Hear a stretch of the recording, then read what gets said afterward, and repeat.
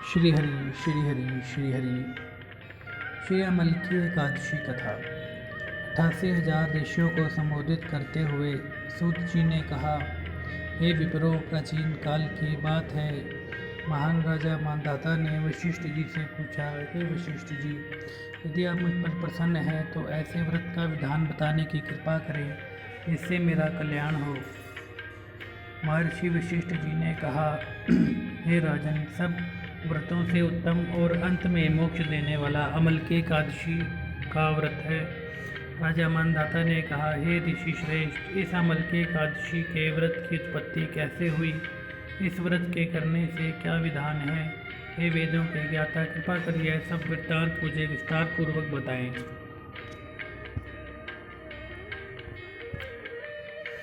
महर्षि वशिष्ठ ने कहा, हे राजन, मैं तुम्हारे समक्ष विस्तार से इस व्रत का वृत्तांत कहता हूँ। यह व्रत फागुन मास के शुक्ल पक्ष में होता है। इस व्रत के फल के सभी पाप समूल नष्ट हो जाते हैं। इस व्रत का पुण्य 1000 गोदान के फल के बराबर है। अमल की अर्थात आंवले की महत्ता उसके गुणों के अतिरिक्त इस बात से भी है कि इसकी उत्पत्ति भगवान विष्णु जी के शिरमुख से हुई है। अब मैं आपको एक पौराणिक कथा सुनाता हूँ, ध्यानपूर्वक श्रवण करो। प्राचीन समय में वैदिक नामक एक नगर था। उस नगर में ब्राह्मण, वैश्य, क्षत्रिय, शूद्र चारों वर्ण के लोग प्रसन्नतापूर्वक रहते थे। नगर में सदैव वेद ध्वनि गूंजती रहती थी। उस नगरी में कोई भी पापी, दुराचारी, नास्तिक आदि न था। उस नगर में चैत्ररथ नामक चंद्रवंशी राजा राज्य करता था। वह उच्च कोटि का विद्वान तथा धार्मिक प्रवृत्ति का व्यक्ति था।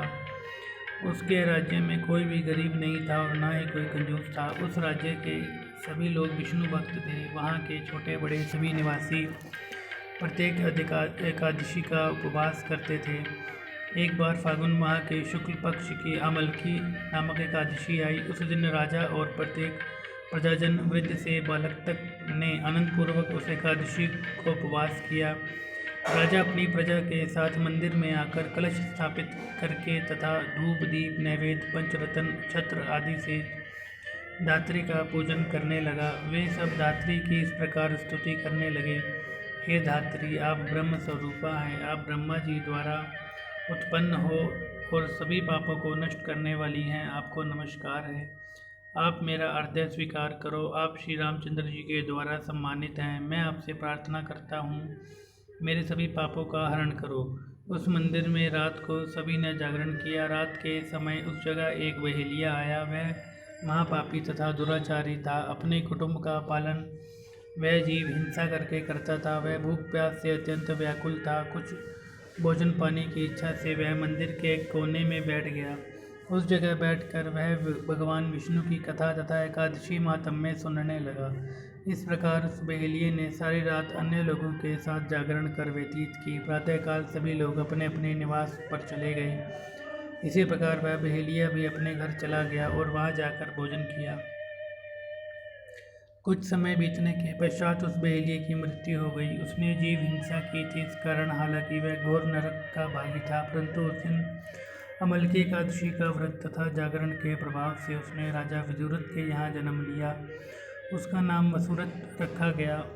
बड़ा होने पर वह चतुरंगिणी सेना सहित तथा धन धान्य से युक्त होकर 10 सहस्त्र ग्रामों का संचालन करने लगा। वह तेज में सूर्य के समान, कांति में चंद्रमा जी के समान, वीरता में भगवान विष्णु जी के समान तथा क्षमा में पृथ्वी के समान था। वह अत्यंत धार्मिक, सत्यवादी, कर्मवीर और विष्णु भक्त था। वह प्रजा का समान भाव से पालन करता था। दान देना उसका नित्य कर्म था। एक बार राजा वसुरथ शिकार खेलने के लिए गया। देवयोग से वन में वह रास्ता भटक गया और दिशा का ज्ञान न होने के कारण उसी वन में एक वृक्ष के नीचे सो गया।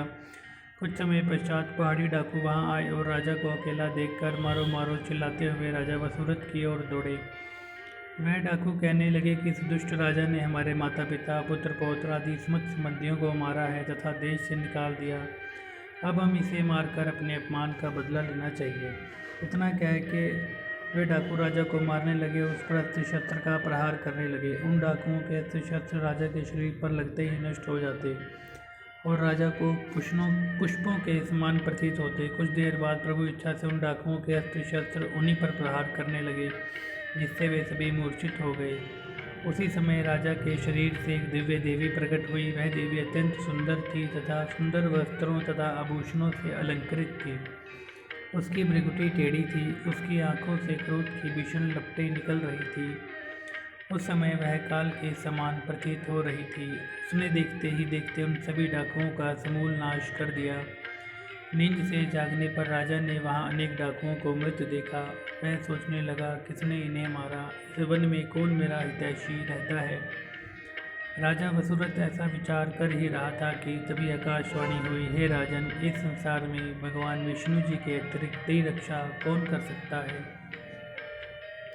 इस आकाशवाणी को सुनकर राजा ने भगवान विष्णु को स्मरण कर उन्हें प्रणाम किया। फिर अपने नगर को वापस आ गया और सुखपूर्वक राज्य करने लगा। महर्षि वशिष्ठ ने कहा, हे राजन, यह सब अमल की एकादशी के व्रत का प्रभाव था। जो मनुष्य एक भी अमल की एकादशी का व्रत करता है, वह प्रत्येक कार्य में सफल होता है और अंत में वैकुंठ धाम को पाता है। श्री हरि श्री हरि श्री हरि।